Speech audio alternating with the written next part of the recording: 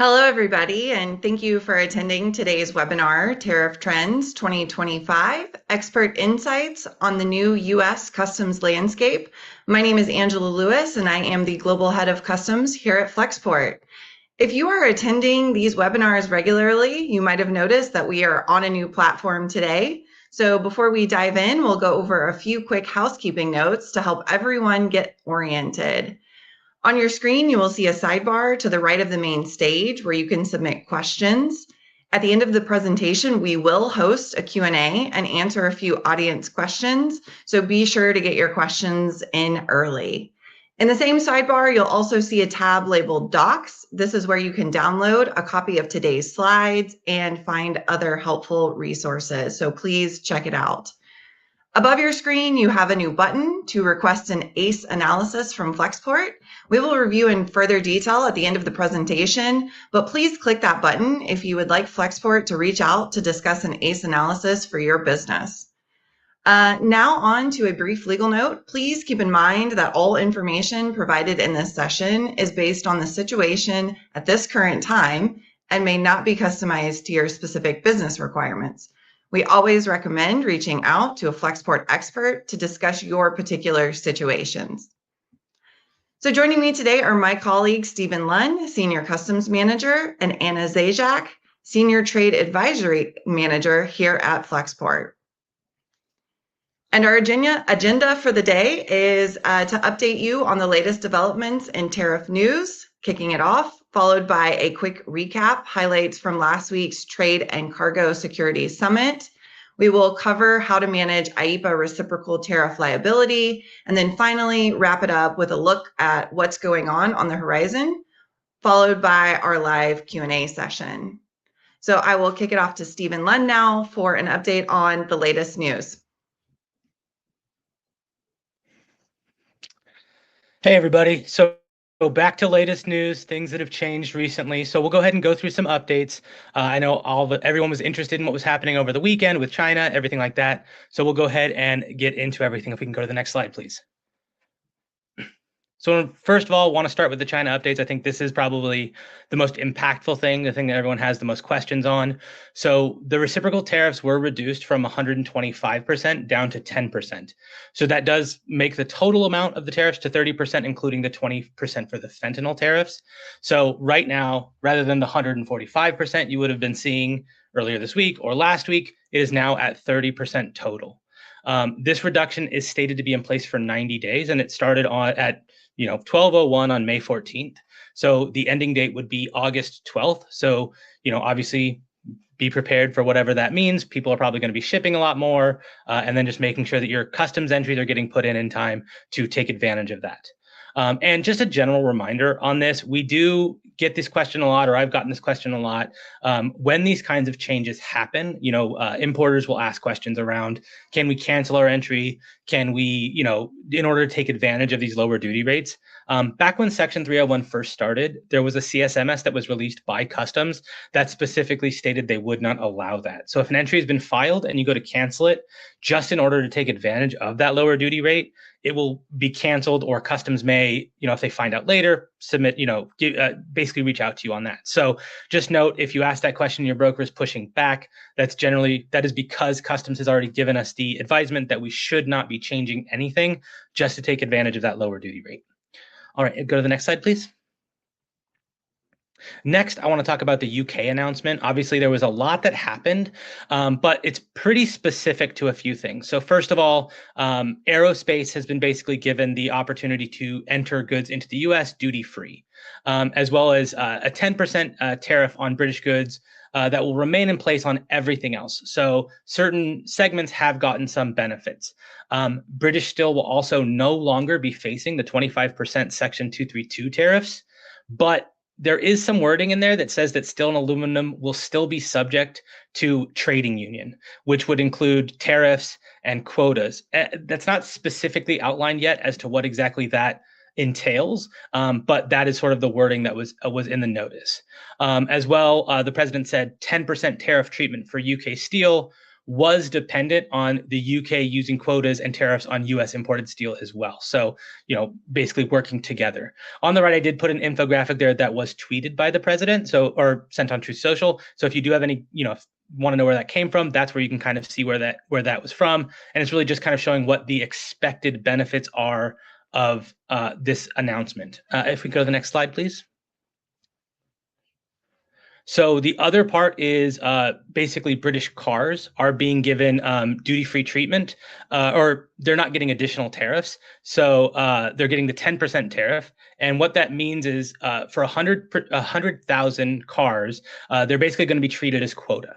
So while looking at that number, 100,000, it's also important to note that last year, the UK only imported 102,000 cars into the US. So this does primarily speak to basically all the cars that were imported.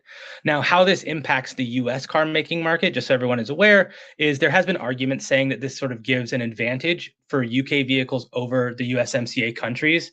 But the president and the White House has already responded that for those mass production vehicles, they should be looking to manufacture in the US. So there likely will not be any changes to how those are being done from the UK, or for the Mexican and Canadian cars. They will still be under the same rules as current. If we can go to the next slide, please. The next thing I want to talk about is Venezuela oil updates.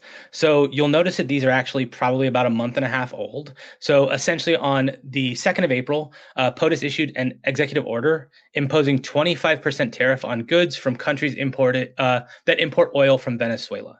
The important thing is that no action as of yet has been taken to implement these tariffs. The tariffs target countries that are importing directly from Venezuela or through third parties that are importing and then shipping to them. The tariffs are actually going to be imposed based on the recommendation of the State and Commerce Department. So they're going to be sort of running this process. When the tariffs are assessed, the expectation is that they will go away or expire after 1 year from the last date that they imported oil from Venezuela. The only other option is if the Commerce Department specifically decides to lift them. China and the US are the largest buyers of Venezuelan oil at more than half of its daily production. And the reason we want to talk about this, and the reason we're bringing this up, even though this is a month and a half old, is that enforcement is likely to gain traction, or may be gaining traction in the next weeks or months ahead. So we want to be paying attention to that. So while nothing has happened on that yet, and while we're looking at like the reduction from 125% to 10% for the reciprocal tariffs out of China, if these do go into place, then you could see an additional tariff added on specifically for the Venezuelan oil. So just keeping in mind that things are constantly in flux and constantly changing. And we would obviously always recommend that you wait for a Federal Register notice to know when these things are actually happening. So you may hear it being talked about, you may see articles or information on it, but you want to make sure that you're specifically waiting for customs to give that information. Okay, if we can go to the next slide, please. And lastly, I want to talk about customs clearance line trends, sort of the things that have happened. We talked about this in a previous webinar as well, but I wanted to sort of give more live examples showing the 7501s and what they look like. This will be a more visual opportunity for you to see what you're looking at, what you're reviewing as an importer, and knowing sort of what to be looking for. So again, back before 2019, this is the time we all probably enjoyed the most. All you're filing is your product. So you pay the duties, you have an HTS code that fits the product, boom, cleared, done, everyone's happy. It was easy back then.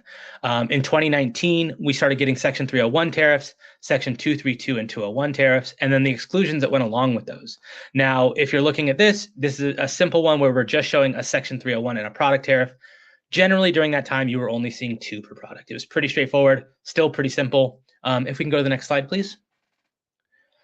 Now, however, as we've stated before, this gets very complicated. So you have your product tariff, your section tariff, your 301 tariffs, your exclusion tariffs, your fentanyl tariffs, your aluminum steel derivative tariffs, your exclusion tariffs for aluminum and steel, and then the IEEPA reciprocal tariff for China and Hong Kong. So the important thing about what this is showing here is that this is one product.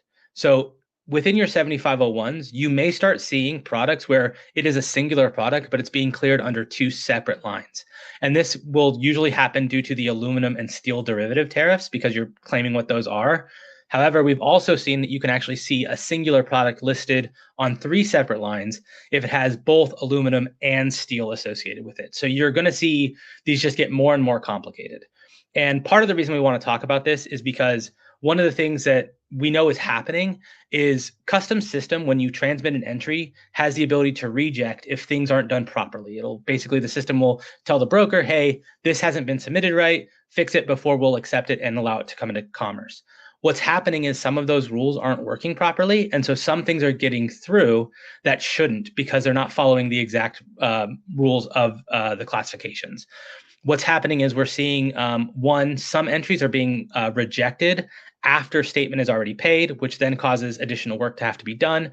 But the other part of it is we also know that CF-28s are now going out on this. So if they see that a tariff is done incorrectly, that you'll get a letter from customs. And it's, again, just work with your broker, let them know, help them get it, let them get it fixed, show them what's going on. That's going to be your best option. But we want to make sure that everyone is aware that if you're getting these, it may just be something that can be corrected. It may not be a huge deal, but just something you always want to communicate to your broker as soon as you see it, so they have the opportunity to update and change that.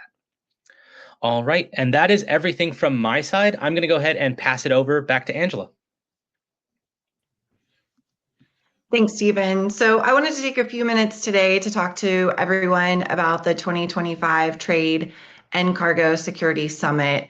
This was held last week. This is CBP's yearly summit. It is meant to bring together the international trade community and CBP for discussions on the agency's top priorities and initiatives. This year, in particular, in the opening remarks, CBP stated that the theme of the summit was to follow the America First trade policy. The goal was to understand its implications, understand its impacts, and obtain clarification for trade. Discussion was around the practicalities and realities based on importers and trading partners' feedback. So I would start by urging everyone, if you haven't already, to read the America First trade policy. It's not a long document. It was put out on January 20th from the administration, and is really going to be the cornerstone of how CBP is interpreting the administration and their marching orders, so to speak. So in that vein, CBP is looking at 3 main goals from this America First trade policy.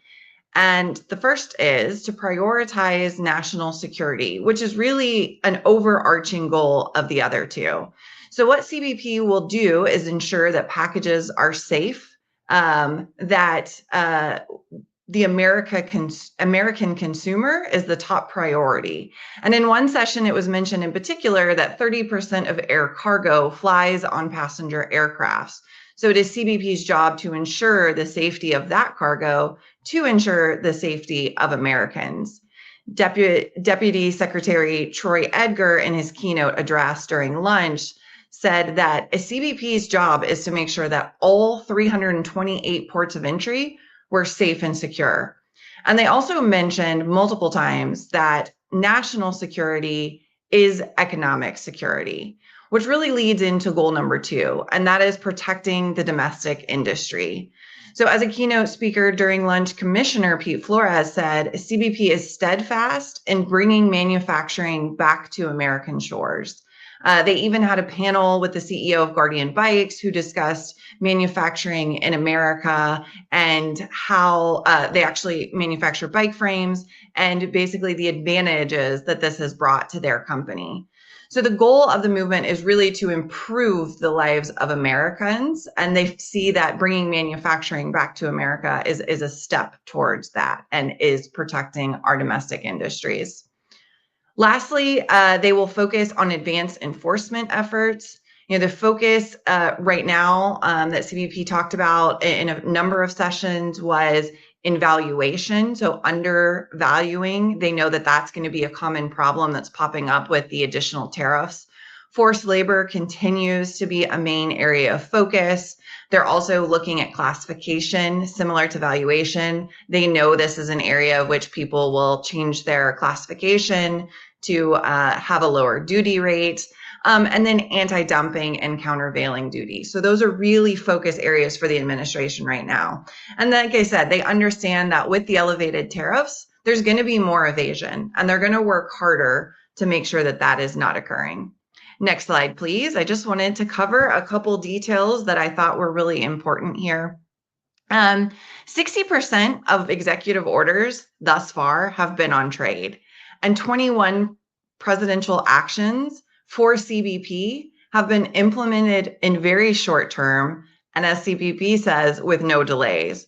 So they mentioned they have a dedicated staff across all offices that are working on implementing these presidential actions. They actually described walls being littered, mapping them out. It really helps them to look at everything end to end, and try to look at the whole life cycle of the goods and how the product, the executive order needs to be implemented. So Customs is happy with what they've been able to do given the timelines thus far, but they did say multiple times in multiple panels that enforcement is here to stay.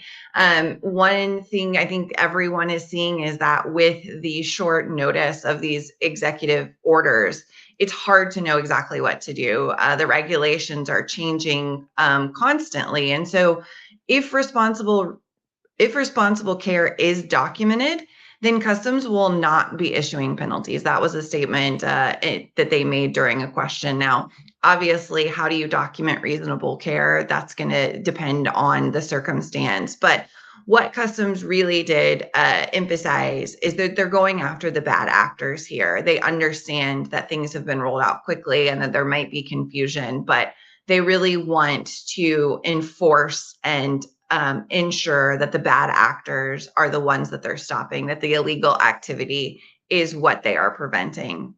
They did say that revenue enforcement at time of release is going to escalate. So we can see more stopped goods and revenue becoming a bigger part of release as well.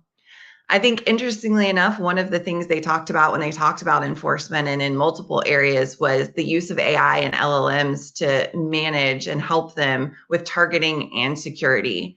They want this technology to help them better analyze data so that officers can be out on the front lines at those 328 ports of entry.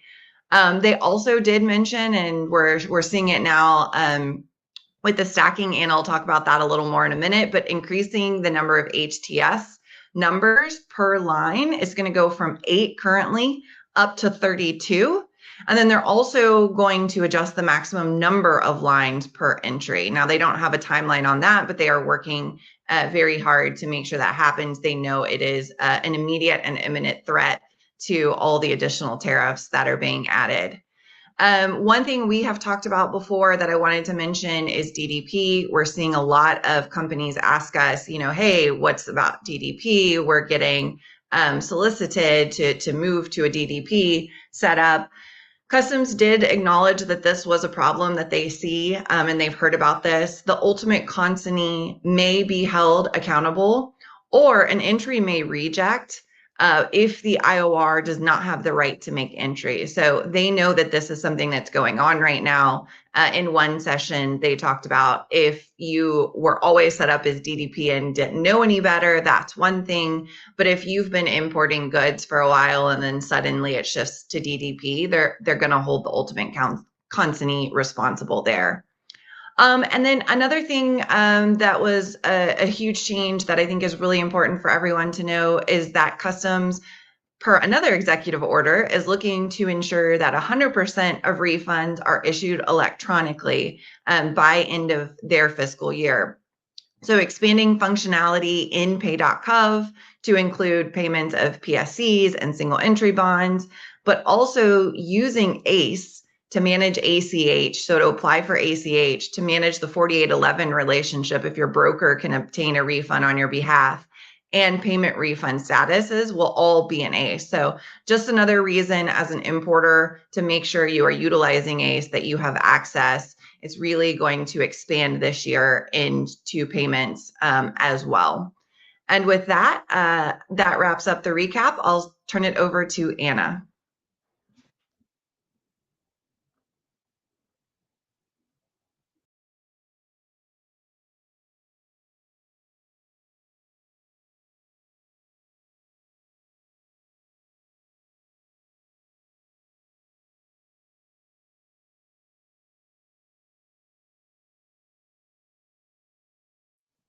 Hey, Anna, just a quick thing. We're working in a new webinar. You are muted. So if you could unmute and start over, we'll get it up. All right. Thank you, Angela. I just wanted to say you made a lot of really great points, and I took notes myself during your section. But today we're going to talk about ways to manage total tariff liability. You've heard a lot in the preceding slides about the different new and ongoing and emerging tariff measures. So let's unpack that a little bit. Next slide, please. So the president issued a clarification for non-stacking of tariffs this month, and that's because products, basically the level of the tariffs were effectively an embargo, particularly on China, and realistically would have shut down commerce within a matter of time as companies deplete their current inventory. The president said that the tariff levels were more than what was needed after you considered the stacking of them to implement policy goals. So let's talk about what that means for you. So for automotive and automobile parts that are subject to Section 232 tariffs, those products are accepted from IEEPA fentanyl tariffs on products from Canada and Mexico, and Section 232 tariffs on steel and aluminum products. So you're if you're importing covered goods that are subject to the Section 232 tariffs on automobiles or auto parts, you don't have to pay the fentanyl or the steel and aluminum tariffs, which is a really good outcome for some companies. The non-USMCA goods from Canada and Mexico, meaning they qualify under the old NAFTA rules as a product of Canada and Mexico, but are not eligible for duty-free treatment under the USMCA. Except for automobiles and auto parts, products covered by the IEEPA fentanyl tariffs from Canada and Mexico are exempt from the Section 232 tariffs on steel and aluminum products. So you just pay the 25% fentanyl tariffs. And then for steel and aluminum products that are covered by the Section 232 tariffs, unfortunately, as mentioned earlier in the presentation, the order clarifies that stacking is allowed. So if you have a product that contains both steel and aluminum materials and they're covered by both list of products, then you will pay 25% on both the steel and the aluminum. A lot of products, though, are not covered by both tariff measures, and so you only pay the steel tariffs or only the aluminum tariffs to the extent that those products actually contain steel or aluminum. Next slide, please. So this clarification, a little bit of a silver lining, was implemented retroactively. So it goes back into the effect on the date that the tariffs took effect. So an exciting news update today, CBP's ACE deployment schedule for May includes capabilities for removing the cumulative effect of these overlapping tariffs. And this is because simply the clarification is kind of late stage in the process after the actions were already taken, and many companies have already paid those tariff measures. So the only way to obtain a refund procedurally would be to file a post-entry correction. But here, Customs is saying that they're updating ACE procedures or capabilities to retroactively unstack the functionality to those entries filed after March 4th, to impacted entries anyway. So the way that it's written, it definitely sounds like Customs will do this, issue refunds automatically. But as always, make sure that you are checking your ACE reports and confirm that you receive a refund for every affected entry. Customs has deployed a similar procedure in the past when GSP has expired.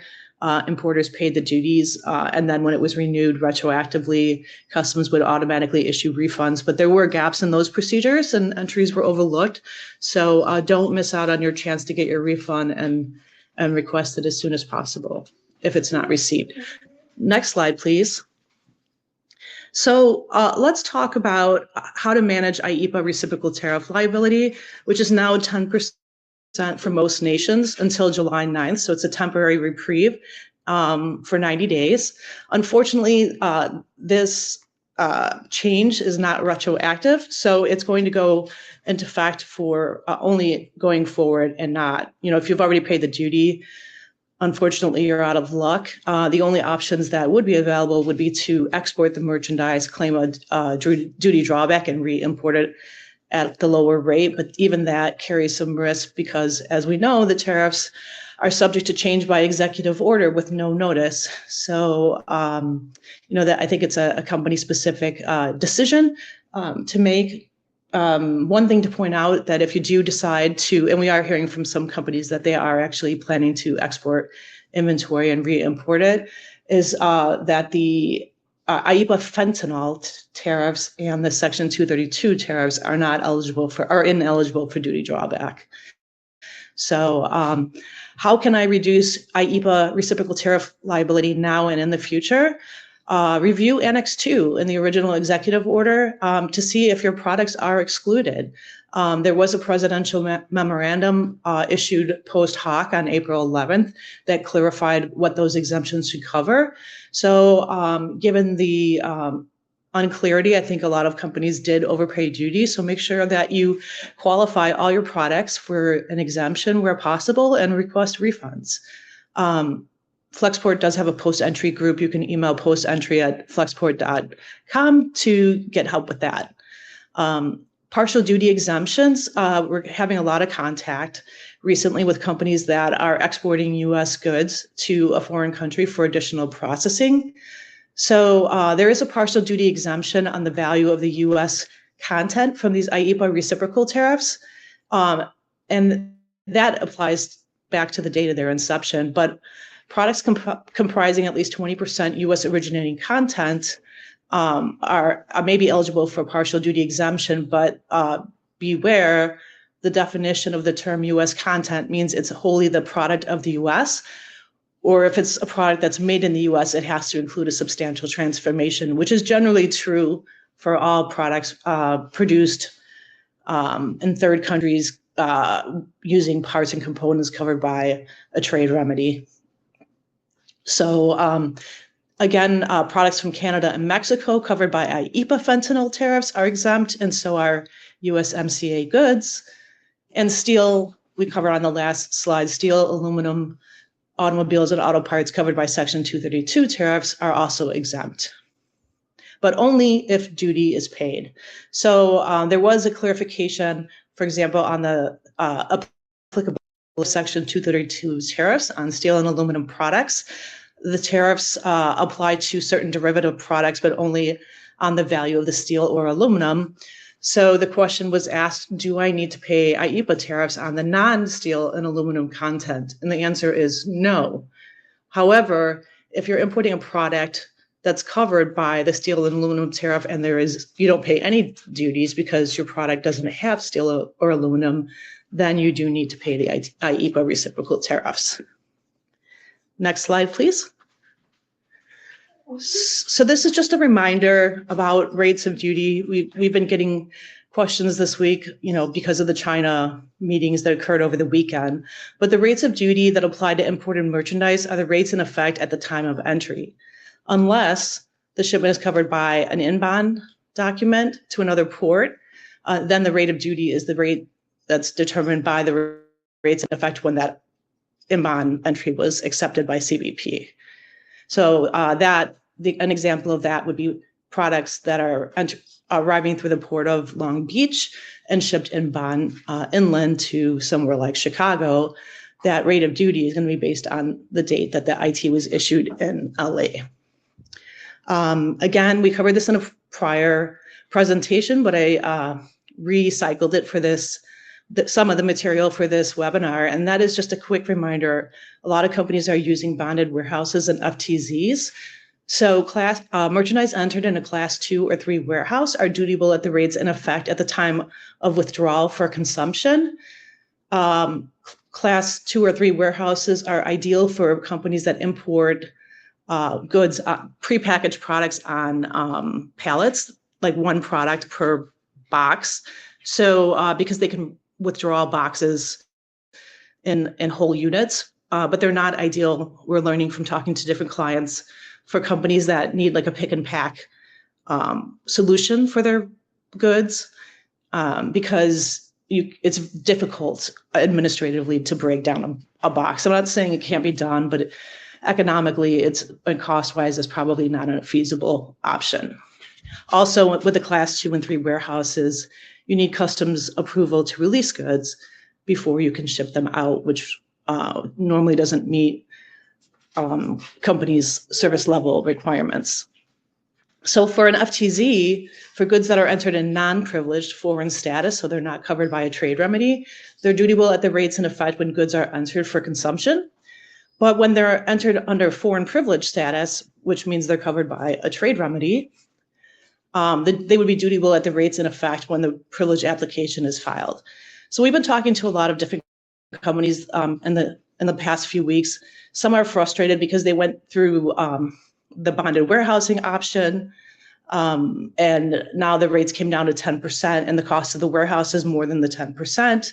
The reverse is true as well. Some companies went ahead and just bit the bullet and paid the 125%, and the new 10% rate is not retroactive. So, just a reminder that, there's no one perfect solution, and it's really an indicator of, what is actually happening in the current trade environment, which makes it very difficult for companies to make decisions. But use this time to really consider one plan, like make sure that you understand what your options are and the potential tariff impacts will be before so that when the dust settles, you can make a decision. And number two, check all your entries. I think Steve showed earlier in the slide the number of HTS codes. When you think about the operational processes and the complexity that has now been introduced to that, you can see how it could be error prone. So make sure you check your rates and your entries to confirm that you're paying the right rates of duties for your products. With that said, I'm going to pass it back to Angela.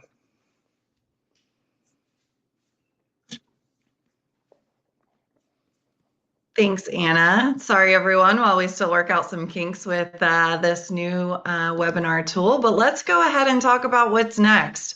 As always, we know about some things coming down the pipeline, and I'm sure we will get some surprises along the way as well. If you can go to the next slide, there we go. So starting coming up here in the next couple weeks on May 27th, regardless of when the goods were exported, the in-transit exemption for the IEEPA reciprocals ends on May 26th. So any goods that arrive on or after May 27th will be subject to the IEEPA reciprocal tariffs unless those goods are specifically noted in Annex 2. Probably for the most part, not going to have a whole lot of shipments that have been on the water since before April 5th. But for companies that are buying in some far and away places that have long shipping, that could be possible. On June 1st, we do have two Section 301 exclusions, which are expiring. These are both from Tranche 2. If you are using a 301 exclusion code of 9903-8869 or 9903-8870, please be aware that the 301 tariffs will apply effective June 1st. This covers a variety of products: pulleys, compressors, pump covers, flow meters, thermometers. I'm not going to go into detail here, but check your ACE data, check your 7501s. Hopefully you know by now if you have one of those two exclusions, but those will be expiring. On June 3rd, the comment period will end for 232 investigations on commercial aircraft, jet engines, and parts. This investigation could result in the imposition of additional tariffs on imports of these products. So if you are importing any of these types of products, it would be very good to be involved in comments. What we're seeing is the more comments from industry, the more of a robust investigation that happens. Similarly, on June 10th, the EU will end their public comment period on retaliatory tariffs against the US for the IEEPA reciprocal tariffs. This includes about $100 billion worth of US imports and over $5 billion worth of exports. So we'll be interested to see what the EU determines after this June 10th comment period. July 1st is the 90-day review of de minimis that is due to the White House. That was part of the executive order, which closed de minimis for China and Hong Kong. I do think that this could signal the possible termination of de minimis for rest of world. I know a lot of people are asking, when will that happen? No one knows. But my thought is that it will greatly depend on some of the feedback from the post office and how that process is going. But I would say, it would be interesting to see if anything changes around July 1st. And then July 5th, we have the 90-day expiration on the country's specific reciprocal tariffs. So as of right now, the UK is the only negotiated trade deal to stay at 10%. July 5th could signal that the other country-specific reciprocal tariffs will go into effect. We have not heard anything further, other than we know multiple countries are trying to work on trade deals with the US. July 14th is the deadline. On April 15th, the executive order came out on critical minerals, which called for an investigation under 232 of the Commerce Department's BIS, Bureau of Industry and Security. So a draft report is due on July 14th of the 232 investigation of these critical minerals and derivative products. The final report won't come until October 12th with the actual recommendations. But this will be interesting to see what could expand to 232 on critical minerals, and there's derivatives as well. August 12th, right now, is the deadline for the China reciprocal tariffs to increase from the new 10% back up, but only going up to 34%. So we may hear something in the meantime about it stays at 10%. Unfortunately, who knows, it could go up even more again. But as of right now, it's that August 12th date we'll be looking for the 10% to expire and the China reciprocal to go up to 34%. On September 30th, I touched on this from the Trade Summit. ACE will be the source of information for refunds and duty payments. They are targeting the fall for PSCs to all be paid electronically. The hope is that the government will remove 50% of checks, physical checks, from the government during this time. So based off the executive order, we should see a September 30th deadline for the government to really move fully over to electronic payment. And this is where ACE will become even more important. It will have all the information for importers there. And then November 26th, similarly to the other 232 investigations, this is the deadline for timber, lumber, and copper report due to the White House. So a lot of 232 investigations going on right now. Stephen also mentioned earlier that the Venezuela oil could come back at any time. We might hear some more about that in the meantime, as well as who knows what, probably some other surprises thrown in there along the way. Once again, we've talked about this before, and we'll talk about it one last time before we go into Q&A, is ACE analysis. So I mentioned with payments how important importers using ACE is. It's going to be more important than ever. If you are not currently in ACE, utilizing ACE, getting reports, getting familiar with the system, now is the time to do so ahead of September 30th. Flexport is happy to walk you through that process of getting registered. And we also offer an ACE analysis. So this is a source of truth going back 5 years. If you are interested in having Flexport review your ACE data with you, you can press that button, request ACE analysis now.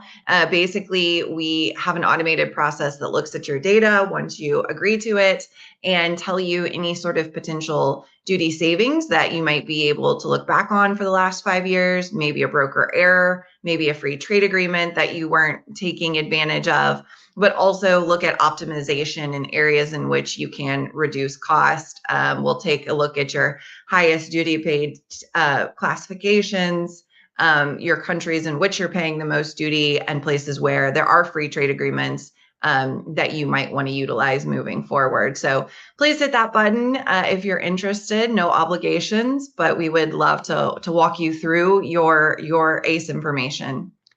And with that, I will go ahead and start the Q&A. Oh, sorry, I skipped one ahead. Please contact us if you need any support. Our advisory team is here to help with any reviews that you would like on your products, classification and duty rates from our classification team, and then the ACE analysis from BD. But now we have the button, so hit the button, make it even easier on yourselves.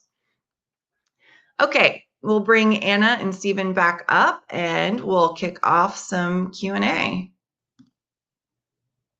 Give them a second to get up here. All right, Stephen, the first I'm actually going to throw your way, if that's okay. Generally speaking, what do you believe the tariffs from China will be for goods on the water during the 170% rate, but now at 30%?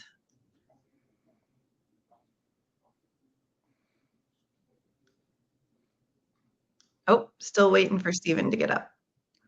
Turns out I was muted. I think it's happening. Sorry about that. So with the China, the reciprocal tariffs from China, those are really, as of the 14th, those are changed to that new 30% rate. So regardless of what it was expected to be when it got on the water, it should now be that 30% going forward. Yeah, it's based off of the entry date.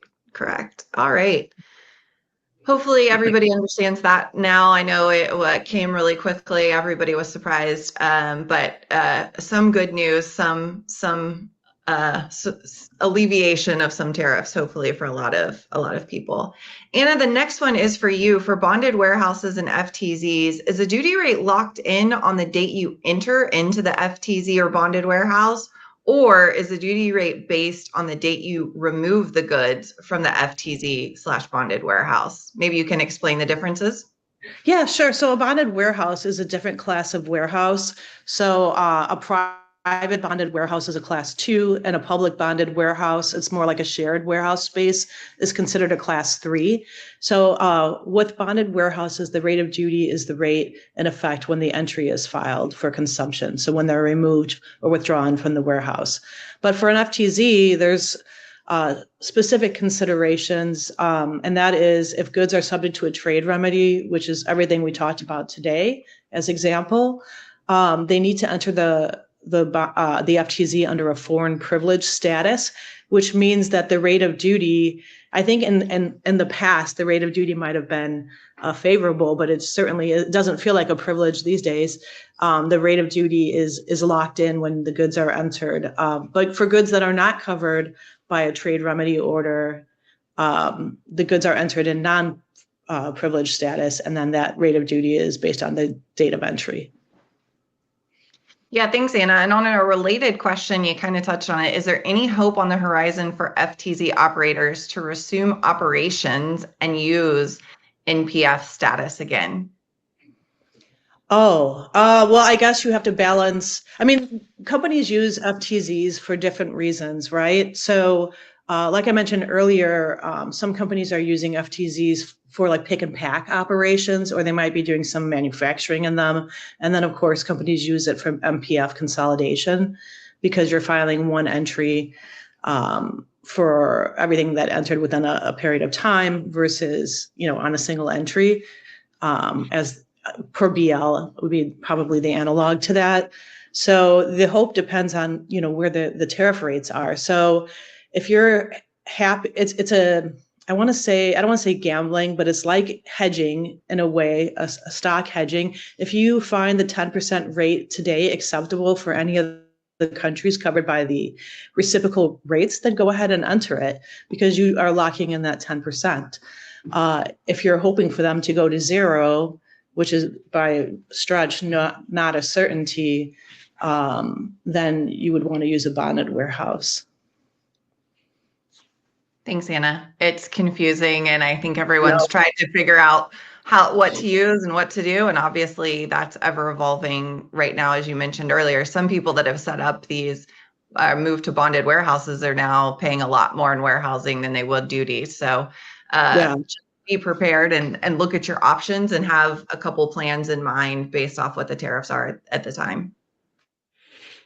All right, let me ask another question. Actually, I will take this one. Assuming there's no extension or alteration, Do products need to be entered into the US prior to the end of the 90-day pause to avoid the 125% rate on products of China, or do they only need to be on a boat, assuming the boat is bringing them to the US port? So we do not actually know exactly what will happen at the time that the 90-day exclusion period ends for the 10% rate on China. It will be going up to 30%. So it will not be back, at least as of right now, to 135%.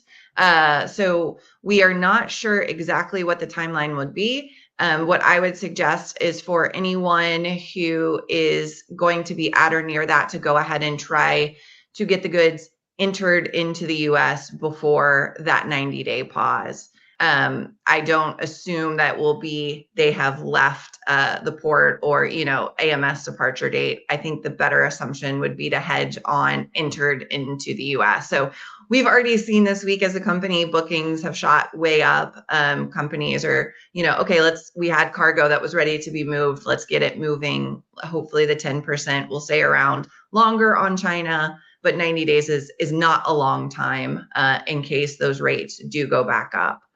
A related question: at the end of the 90-day pause, in the reciprocals, if no new deal is reached and the rates reverse back to the previously announced levels, is the assumption that those higher rates go back into effect immediately, including all in-transit shipments? So I think I kind of already answered this one. I would assume so, yes. I would not assume that in-transit would be exempt. I think it would be similar to the language that we have now, entered for consumption. So fentanyl, IEEPA for fentanyl has continued to apply. I would expect the IEEPA reciprocal to go back up. Hopefully it doesn't go up any more than what is stated. And I would expect that to be based off the date of entry. Stephen, let's take one over to you now. Can you speak to the effective date for the China reduction? Is it the date of the shipment from origin, or is it the date of entry into the port/market?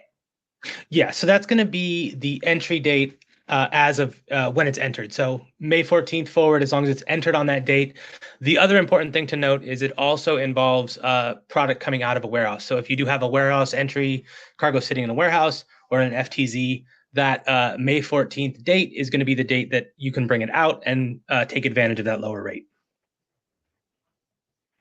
Great. Lots of questions around here. It came out with a quickness this week, so absolutely to be expected. I'm going to take the next one because this is one that's near and dear to my heart personally, and asked about this last week at the trade symposium. So could you please confirm regarding transshipments? For example, if a shipment left Japan on 4/1 on a vessel, arrived in Busan on 4/2, departed Busan on 4/12 on a vessel, and arrived in New York on 5/3, would the shipment conform with the reciprocal exemption? So this is actually still an open question with CBP. It was asked last week at the summit. CBP did make a comment that if a shipment was on a vessel, only an ocean vessel, prior to the reciprocal tariffs coming into effect, would it be exempt? And at first they said, yes, it should be. And then they were asked to confirm that because it had large implications. They kind of walked back on it a little and said, let's confirm, we'll get the FAQs updated. Now, to be honest, I haven't looked yet this morning, but as of last night, the FAQ has not been updated with the transshipment. I even sent a note to Trade Remedy actually yesterday, another email just asking for verification on this again, because it is such a hot topic. We have told clients that if they want to use the original departure date, we can use that or submit a PSC. Customs normally uses, and in the past has used, AMS departure date. So the transshipment hasn't normally been accounted for, or like a feeder vessel per se.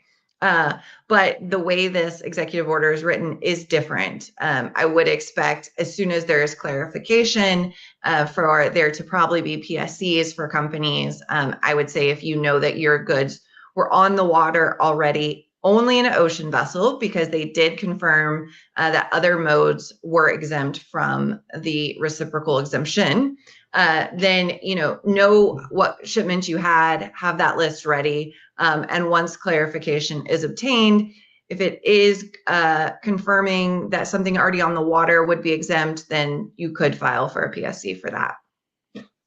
All right, Anna, let's talk DDP. It always comes up. So modified DDP, delivered duty paid, has been in the news lately as a new term of shipping, although not a valid Incoterm. Is there any information from customs regarding MDDP shipments?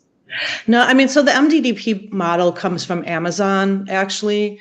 So Amazon is pitching to all of their suppliers or vendors to set up their imports under an MDDP model, which is basically, DDP means delivered duty paid. I feel like it's a combination of DDP and DAP. It's not even a DDP because it's delivered. So the only difference is that the U.S. buyer is taking owner's title and possession of the goods at the foreign port of lading, but the seller, which could also be a U.S. company, like for a drop shipment, will assume responsibilities for the customs clearance. And they're trying to do this it's kind of a workaround, I feel, from the for sale rule. We are looking into this actually because we have projects revolved around this concept, and I did not find any rulings on this topic. And so I would look to see rulings in the future before, or obtain one yourself before moving forward with it. And one thing that I think companies need to be careful of is for every for sale rule analysis, it's different, but it's analogous. The facts are always different because no two companies organize their transactions the same way. There's a lot of different nuances in the terms and the agreements between the companies, particularly for related and non-related companies. So beware of using an analysis completed for a different company and applying the outcome of that if your facts are not identical to the ones in any ruling or any deliverable provided to another company. We're hearing from clients that their supplier imports products, for example, from Mexico under a different country of origin rule, but this company's products are not from Mexico, they're from a different country. And so the fact pattern for that company is completely analogous to what is actually happening for this company. So on 2 points, beware and confirm before you implement. Yeah. Thanks, Anna. I think there's a clarification that needs to be made. It looks like we're getting a number of questions about the IEEPA 10% country-specific tariff and when that concludes. So I believe I said July 9th, but our slide for what's next shows July 5th. July 5th should be the correct date. So we'll make sure we stay on top of that and inform everyone as we get closer. We'll have more webinars as well. I apologize if I said July 9th. The slide should be accurate with the July 5th deadline, and feel free to download a copy of this deck as well. There's so many dates, it's hard to keep them all straight in your head anyway. That's the truth. Okay, so another question that came in regarding steel and aluminum derivative tariffs on products.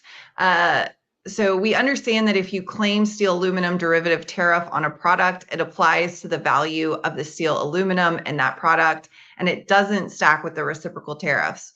If you claim steel aluminum on half the total value of the goods, have they determined if you are liable for the reciprocal tariffs on the other half of the value? I think, Anna, you actually mentioned this already earlier. So no, if you have any amount of steel or aluminum and your product is flagging, so it has to flag. We do have clients and we've been asked, my product has steel or aluminum, but it's not flagging on the 232. If it is flagging and you have any amount, then the reciprocal tariff does not apply to any value of the goods. Anna, anything you want to add there? Yeah, I'm also if you're not paying, so it does flag, but you don't have any steel or aluminum in your product, so you're not actually paying it.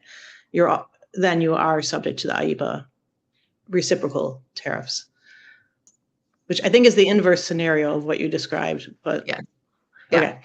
Yeah. All right.